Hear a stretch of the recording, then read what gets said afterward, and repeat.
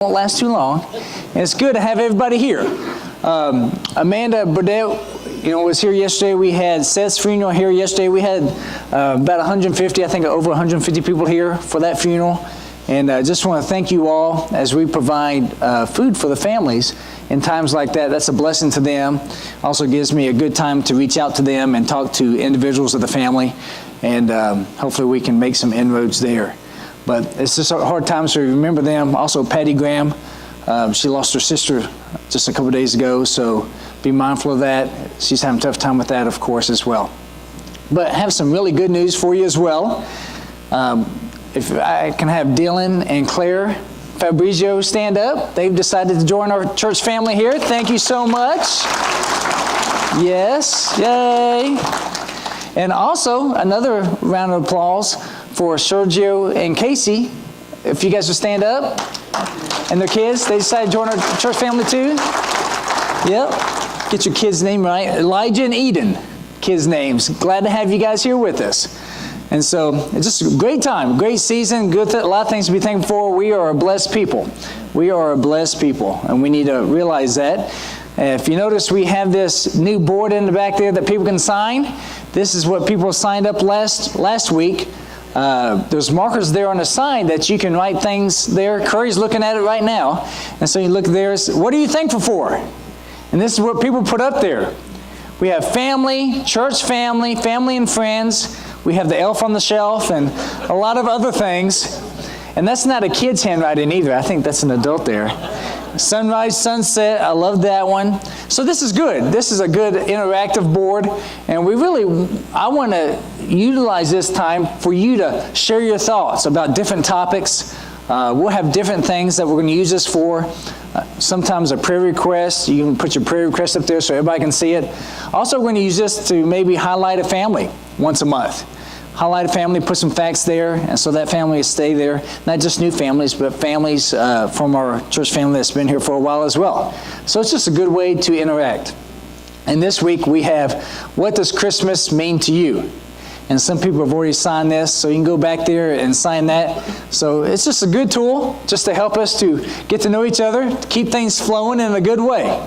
So I'm thankful for that. Thankful for all the work that Erica does now. If you didn't know, Erica has been on staff with us for a couple of months. Is that right? A couple of months. I know it feels like a couple of years, but it's been a couple of months. And so she's a great blessing to us. So from year to year, next week I'm going to be talking about the holiday season, whatever season that is. And then the next week we'll be talking about our goal for the next year, since that's the day before New Year's. And so this is kind of like, you ever watch those old sitcom, like MacGyver or something, and then they have an episode that focuses on past episodes, and you're always disappointed, a waste of an episode.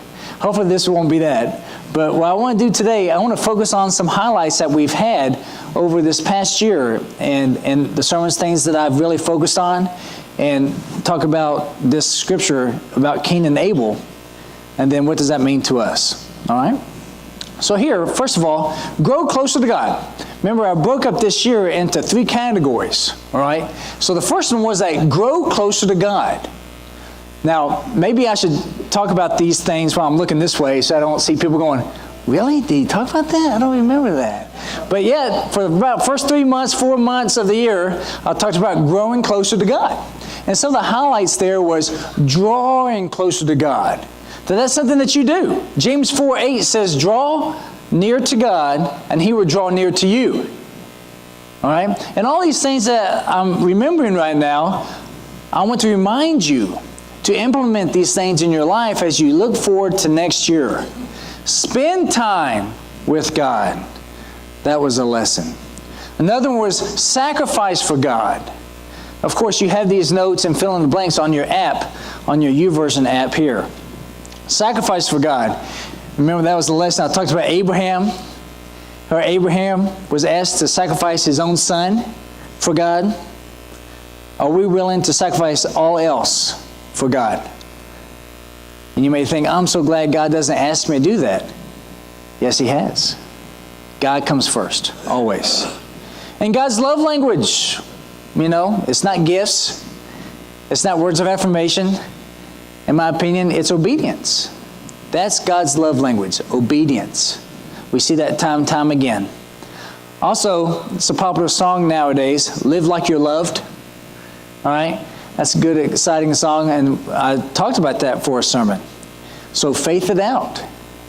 Live your faith. Let your faith be lived.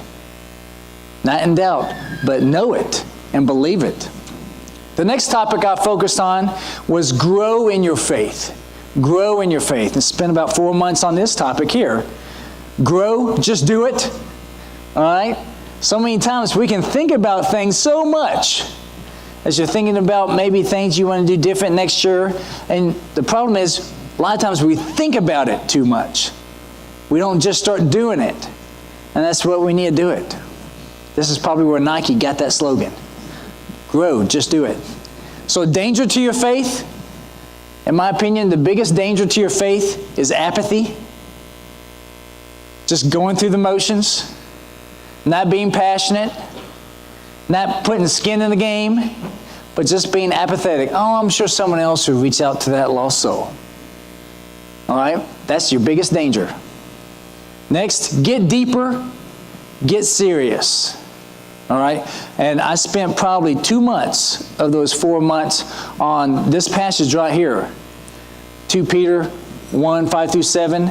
Now, for this very reason, also applying all diligence in your faith, virtue, and in your virtue, knowledge, and in your knowledge, self-control, and in your self-control, perseverance, and in your perseverance, godliness, and in your godliness, brotherly kindness, and in your brotherly kindness, love. I had the blessing this morning to teach the youth group because the regular teacher wasn't able to be here today. And so I asked them, do any of you have midterms coming on? And the high schoolers do. It's like, do you enjoy that? Is that stressful? It's like, yes. So I told them, don't worry. It gets worse in college. Yeah. And so, now how much would you like it? It's like if I started this morning's lessons, like, you know what? All right, I'm passing out some papers. Would the men please come forward, pass out the papers? There's a test. If you don't get above a 70, you're not welcome back. Wouldn't that be scary? I'm sure you guys would pass flying colors. But you know what? We need to take our spiritual life serious, don't we? We need to take it serious to know that God is looking at us, see how important He is to us. How important and how serious do we take our spiritual life?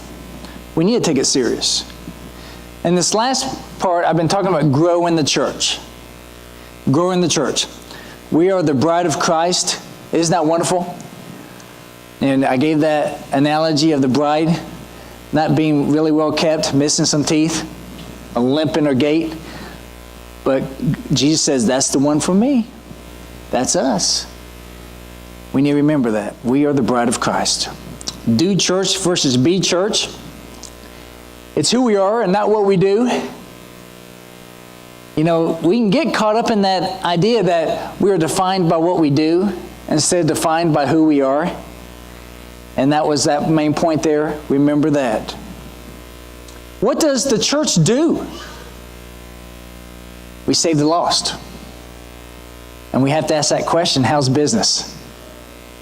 Reaching out to people. I'm blessed. I had some Bible studies this week with some people and have some more planned. And we all have to be about the business, God's business, saving the lost. That's why Jesus came. Amen. Save the lost. Not to judge the world, but save the world. We are unified.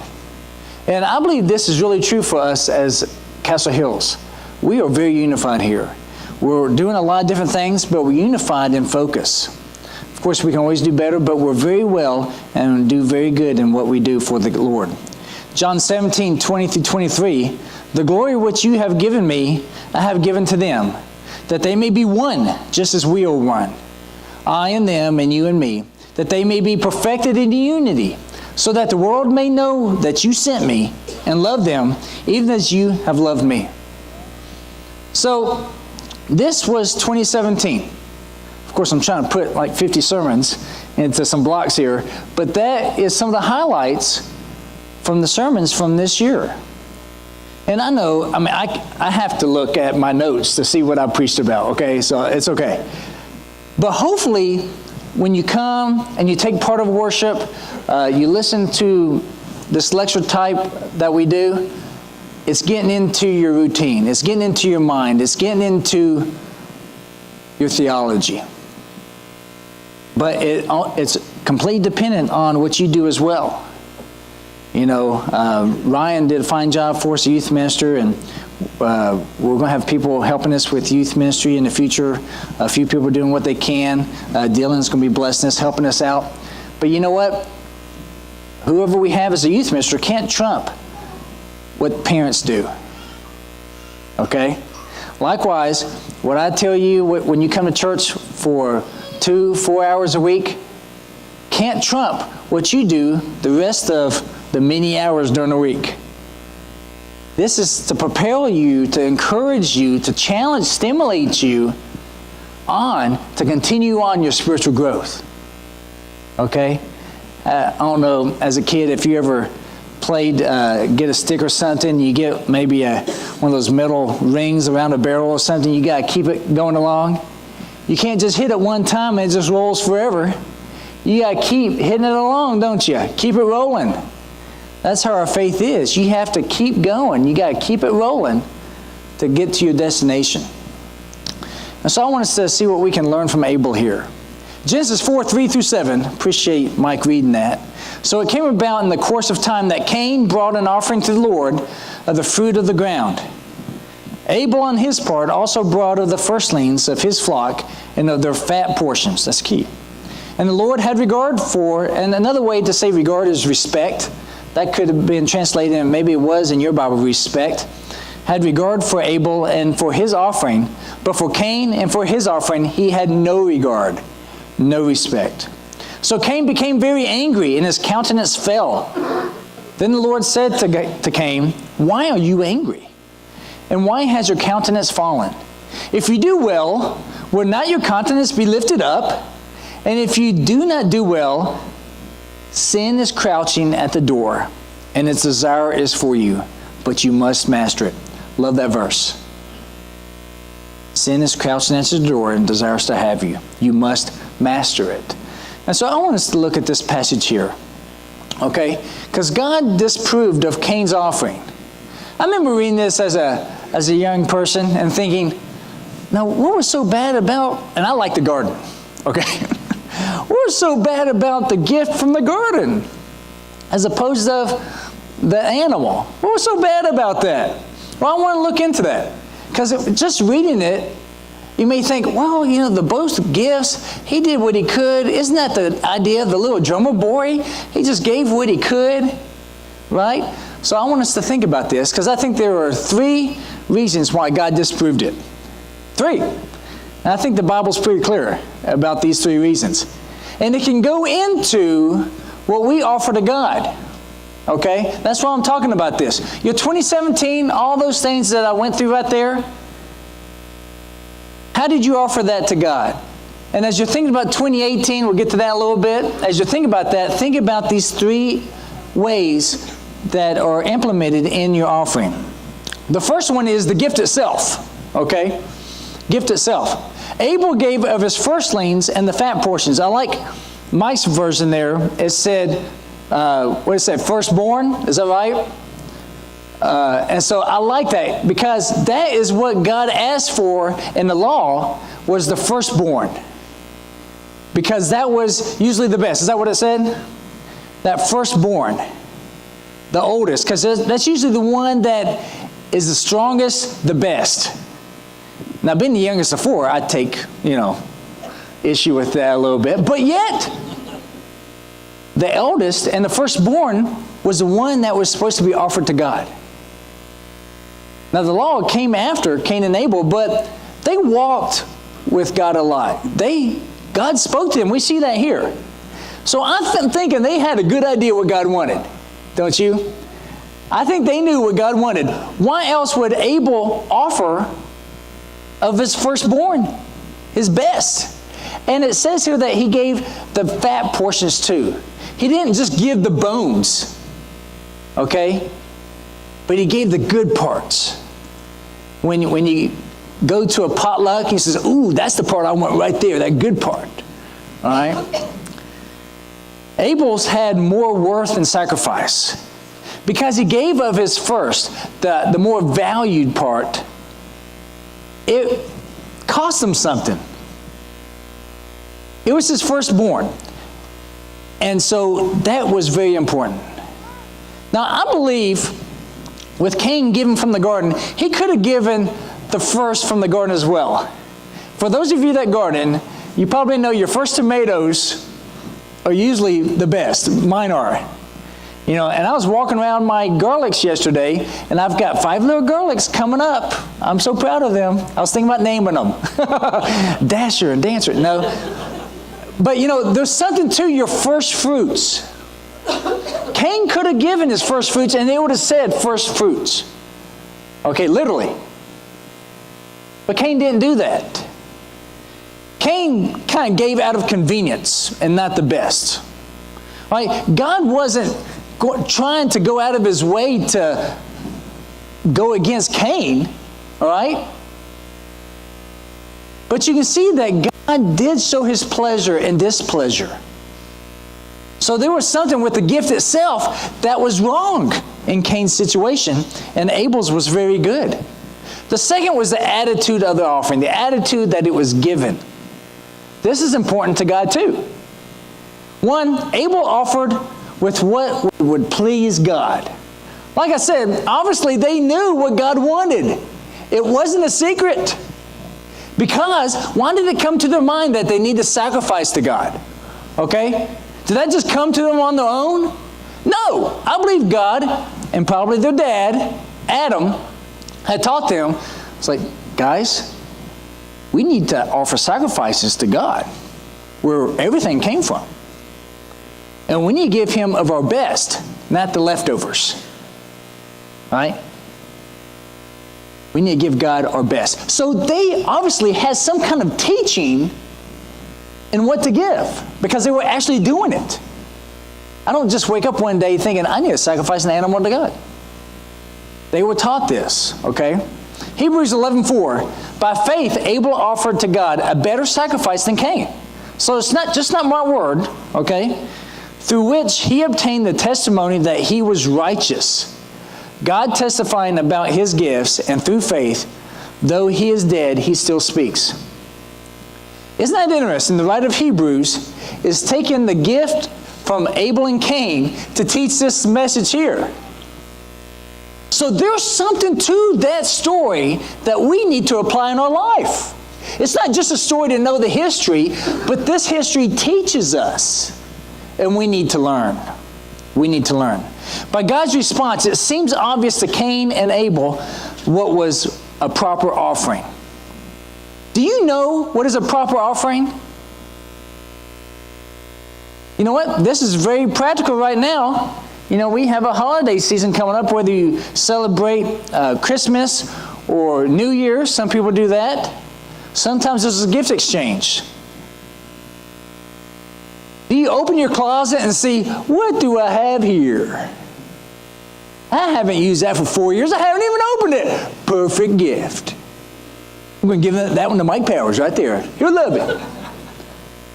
Or do you go out and think about, what would Judy like? What would Judy like? Let me see. She loves those sweaters with, with bridge, dogs playing bridge on it. I'll get that for her. You know what? Think about the person, and you actually put thought into it, okay? You put thought into it, and you give it. It's like, wow, you put a lot of thought into this. Yes, I did, because you're special. Or do we just get what we have? Okay, my kids didn't play with that much. I'll give that to Grandma. Of course, it has nothing to do with one another, do they? Yet, that's how some people give their gifts to God. It is an embarrassment. Let it not be that way with you. Because you think, God, you know what? He doesn't need anything. He'll be happy with whatever I give him. That was the idea that Cain had. And not Abel. And look, they're still talking about it here in the New Testament. There must be something to it. There must be something to it. So God's punishment, his initial punishment wasn't the one that we remember a lot. His first punishment was really his displeasure. And if you think about, at least for me, some of the worst punishments I got from my parents were just knowing that I disappointed them. God didn't rain down fire on Cain. He just said, you know what, I don't respect the offering that you gave. And that got to Cain. That was enough. And sin and temptation was crouching right there at his door. So Abel's offering in faith still teaches us today. Offer what is pleasing to God. If you don't know what is pleasing to God, read up on it. Study. Ask someone who has studied it. What is pleasing to God? I've talked about it before, and I'll talk about it again. Because there are gifts that are pleasing to God. Your purity is a great gift to God. Your innocence is a great thing that you can give to God. All right? So there's a lot of great gifts that you can give to God. The third thing that we can learn here that made what Abel and Cain did so significant for us is the character of the giver. Okay? Because God, He didn't just look at the gift or how it was given. He was looking at the character of the person who gave it. There's some meaning there. Okay? It became obvious that Cain had evil intent and selfish motives. Easy for us to see that now because of what he did afterwards. But God could see what was in his heart. Was he giving his gift with joy? I don't think so. He could see this. Matthew 23:35, this is Jesus speaking here. So that upon you may fall the guilt of all the righteous blood shed on earth, from the blood of righteous Abel to the blood of Zechariah, the son of Bechariah, I butchered that, whom you murdered between the temple and the altar. This is Jesus speaking here, calling Abel the righteous one. Abel died soon after that. But he was already made righteous by the kind of person he was and what he did. Now, Jesus calling Abel righteous, and we know Cain is known as the first murderer. Do those two things just come about? Or did it come about from what was inside of them? I believe it came about from what was inside of them. Luke 6:45 says this, the good man out of the good treasure of his heart brings forth what is good, and the evil man out of the evil treasure brings forth what is evil. For his mouth speaks from that which fills his heart. Is that not true? Good people give good. Evil, God knew that. God knew that with Cain and Abel too. And that's what came out. So when you learn from Abel, when you learn from them, Cain and Abel, what to do, what not to do. Once again, the three main points there, the gift matters, the attitude that you give it matters, and the character of the person that you are matters. All right? Now, as we think about 2018, and you can think about 2017, all that you gave to God, was it your best? Was it your best? Was it with a good attitude, with joy that you gave it to God? And did it come from you working on yourself, being the best person that you could be? And so it came with great skill and with great blessing, with a wonderful smell. Or did you give to God your leftovers? Kind of kicked to the side? And from a life that, honestly, you haven't been working on to make the best that you can. All of that together can make a bad gift. Okay? Give your best to God. In essence, that's what it comes down to. As simple of a phrase and simple to understand, this is what it's about. Give your best. Give your best. You know, different football programs, Notre Dame does this, I think Tennessee does this, and probably most do.